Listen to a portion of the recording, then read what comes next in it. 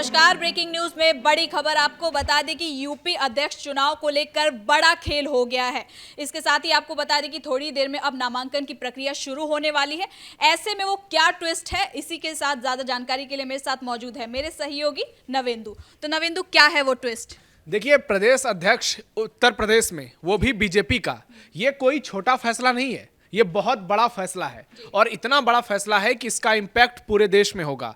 आप देख लीजिए कि केंद्र से लेकर उत्तर प्रदेश तक पिछले कुछ सालों से ये चर्चा थी कि कब बीजेपी के राष्ट्रीय अध्यक्ष बदले जाएंगे, कब उत्तर प्रदेश बीजेपी के अध्यक्ष बदले जाएंगे, और उस बीच में कई बार कई नाम सामने आए। लेकिन फाइनली वो समय आ चुका है जब पहले उत्तर प्रदेश में अध्यक्ष का ऐलान होगा बीजेपी का, उसके बाद फिर राष्ट्रीय जो अध्यक्ष होंगे बीजेपी के नए वाले, उनके नाम का ऐलान होगा। लेकिन उत्तर प्रदेश में पिछले 2 दिनों से सुर्खियों में जो सबसे ज्यादा नाम चल रहा है वो है पंकज चौधरी का। हम इस पर बात करेंगे। लेकिन अचानक लखनऊ कार्यालय पहुंचती है साध्वी निरंजन ज्योति, और उनके कार्यालय पहुंचने के बाद से ही वहां पर एक तरह से कहे तो ट्विस्ट आ गया है। सोशल मीडिया से लेकर टेलीविजन चैनल पर यह कयास लगाए जाने लगे हैं कि क्या बीजेपी महिला अध्यक्ष के नाम पर कोई दांव लगा रही है, क्या बीजेपी साध्वी निरंजन ज्योति को मौका देने जा रही है, जो कि एक ओबीसी समुदाय से आती हुई लीडर है, महिलाओं की बड़ी नेता है, साध्वी हैं, फतेहपुर से सांसद रह चुकी हैं, मोदी सरकार में मंत्री रह चुकी हैं, और उनकी जो इमेज है हिंदूवादी की, क्या उससे हिंदू वोटों को एक साथ साधा जाएगा। लेकिन आपको बता दें कि इस खबर की अब तक कोई पुष्टि नहीं हुई है, लेकिन चर्चा में अभी भी सबसे ऊपर अगर किसी का नाम है तो वो पंकज चौधरी का है। दोपहर 2 से 3 बजे के बीच में नामांकन दाखिल किया जाएगा, और जो खबर अभी लेटेस्ट आई है उसके मुताबिक पंकज चौधरी अपने घर से निकल चुके हैं। यानी अभी तक के हिसाब से पंकज चौधरी यूपी बीजेपी के अगले अध्यक्ष हो सकते हैं। लेकिन जब बीजेपी का पर्चा अंतिम मोमेंट में खुलता है तो कई बार नाम जो है वो चौंकाने वाले होते हैं। तो ऐसे में ज्यादा संभावना इस बात की है कि पंकज चौधरी ही होंगे। हो सकता है कि अंतिम मोमेंट पर साध्वी निरंजन ज्योति का नाम आ जाए, लेकिन उसकी संभावना अभी बहुत कम है, और 95% चांस है कि पंकज चौधरी यूपी बीजेपी के अध्यक्ष होंगे। आप देखिए कि पंकज चौधरी का नाम क्यों चल रहा है। महाराजगंज से 7 बार के सांसद, मोदी सरकार में केंद्रीय वित्त राज्य मंत्री, पीएम मोदी के इतने करीबी कि पीएम मोदी उनके घर पर चले जाते हैं खाना खाने के लिए पिछले साल, और वो तस्वीरें इतनी वायरल हुई थी कि उसके बाद से कहा जाने लगा था कि पंकज चौधरी को आगे चलकर और भी बड़ी जिम्मेदारी मिल सकती है। तो एक सांसद से प्रदेश अध्यक्ष की जिम्मेदारी, यानी 2027 का चुनाव इनके नेतृत्व में लड़ा जाएगा। कुर्मी समुदाय से आते हैं, 8% की आबादी मानी जाती है उत्तर प्रदेश में कुर्मियों की, और करीब 30 से 40% के बीच ओबीसी जातियां हैं। यानी 8% कुर्मियों के साथ साथ सीधे 30 से 40% ओबीसी को साधा जाएगा। कुर्मी समाज से अनुप्रिया पटेल पहले ही एनडीए के साथ हैं, लेकिन जिस तरह से 2024 के लोकसभा चुनाव में पूर्वांचल से बीजेपी को बड़ा झटका लगा, ऐसी सीटें बीजेपी हार गई जो कि बीजेपी का मजबूत गढ़ हुआ करता था।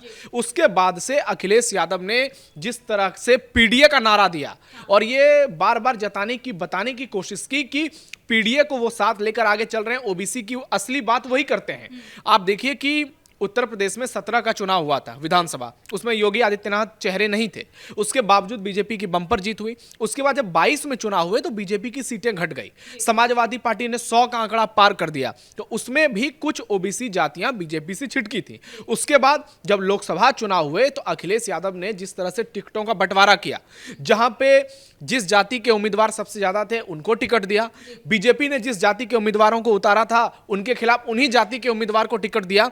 अखिलेश यादव का चुनावी मैनेजमेंट ठीक ठाक रहा। उसके अलावा जिस तरह से इंडी गठबंधन ने प्रोपेगेंडा फैलाया संविधान बदलने का, वो भी सबसे बड़ा एक कहें तो फैक्टर साबित हुआ। कुल मिलाकर उत्तर प्रदेश में बीजेपी की करारी हार हुई, और 37 सीटें समाजवादी पार्टी के खाते में चली गई। 6 सीटों पर कांग्रेस ने जीत दर्ज कर ली, यानी 80 में से 43 सिर्फ सपा और कांग्रेस के खाते में गई। बीजेपी 33 पर सिमट गई, और ये एक शर्मनाक हार थी।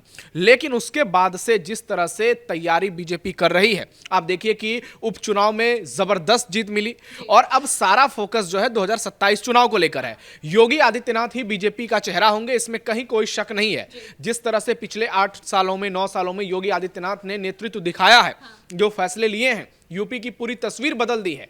चाहे लॉ एंड ऑर्डर हो, विकास कार्य हो, या फिर पलायन का मुद्दा हो, या फिर हिंदुत्व का प्रचार प्रसार करना हो, सनातन को सम्मान मिलना हो, योगी आदित्यनाथ ने पीएम मोदी के साथ मिलकर डबल इंजन सरकार को जिस तरह से मजबूत किया है और प्रदेश की पूरी तस्वीर बदली है, उससे बीजेपी कॉन्फिडेंट तो है, लेकिन 2027 का चुनाव बीजेपी के लिए इतना आसान नहीं होने वाला है, क्योंकि अखिलेश यादव के पीडीए के काट के जवाब में ओबीसी चेहरा को ही अध्यक्ष पद के लिए सबसे योग्य माना जा रहा है, ऐसा सियासी विश्लेषक भी मानते हैं। तो ये कहना गलत तो नहीं होगा ना कि ये जो अध्यक्ष का जो चुनाव है, इसकी कहीं ना कहीं डोर जो है वो 2027 के चुनाव से जुड़ी हुई है? पूरी तरह से 27 से जुड़ी हुई है, क्योंकि आप देखिए कि एक तरफ देश में बात चल रही थी कि इस बार धर्मेंद्र प्रधान को राष्ट्रीय अध्यक्ष बनाया जा सकता है, लेकिन एक सवाल और यहां से खड़ा होता है, क्या उत्तर प्रदेश जो देश का सबसे बड़ा सियासी सूबा है, वहां भी एक ओबीसी को बनाया जाएगा, या फिर वहां तो ओबीसी का नाम लगभग तय हो गया पंकज चौधरी का, लेकिन क्या सेंटर में बीजेपी ओबीसी को ही बनाएगी, या जो शुरू से रहा है कि पार्टी जो है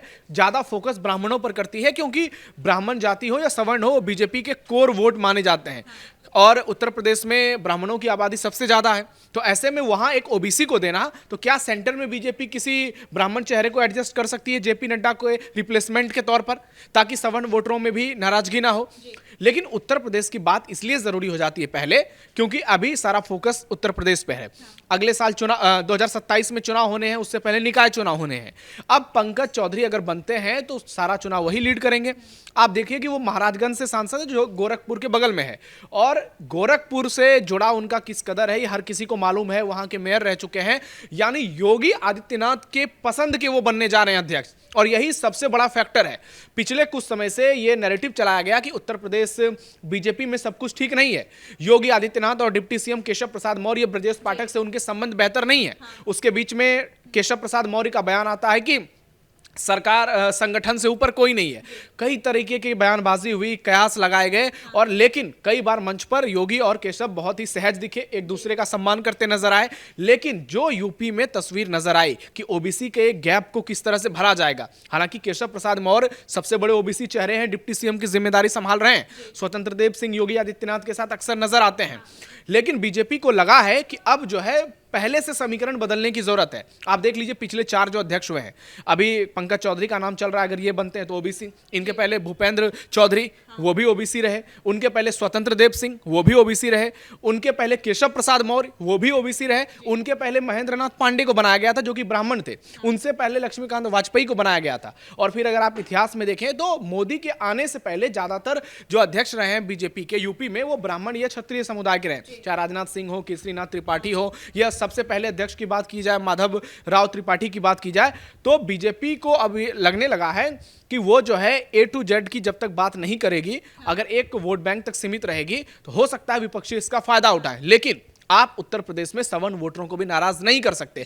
क्योंकि 20% के करीब सवर्ण वोटरों की आबादी है और ये एकजुट बीजेपी को वोट करता है। हालांकि इसमें से 2024 में अखिलेश यादव के साथ क्षत्रिय जाति के वोटर जुड़े, ये कहा गया कि राजपूतों ने उनके मन में ये बातें घेर गई कि योगी आदित्यनाथ का सम्मान नहीं हो पा रहा है, इस वजह से यूपी के कई राजपूत समुदाय की जातियों के लगभग थोड़ी सी आबादी ने अखिलेश यादव को वोट किया और एक वो विनिंग फैक्टर साबित हो गया अखिलेश के लिए। लेकिन योगी आदित्यनाथ का चेहरा और जो नेतृत्व है इसके आगे आप देखिए कि उनको समर्थन मिलता हुआ नजर आ रहा है, और इसीलिए पंकज चौधरी का जो कॉम्बिनेशन होगा वो भी पूर्वांचल के हैं कि पूर्वांचल को मजबूत किया जाएगा। योगी आदित्यनाथ के साथ उनके संबंध बेहतर हैं, मोदी अमित शाह के भरोसेमंद बताए जाते हैं, तो ऐसे में अगर पंकज चौधरी को अध्यक्ष चुना जाता है तो ये देखना दिलचस्प होगा कि केंद्र में कौन बीजेपी का अध्यक्ष होता है, और दोनों की अगुवाई में बीजेपी 2027 में चुनाव लड़ेगी, और इसलिए बीजेपी बहुत सोच समझकर फैसला लेगी।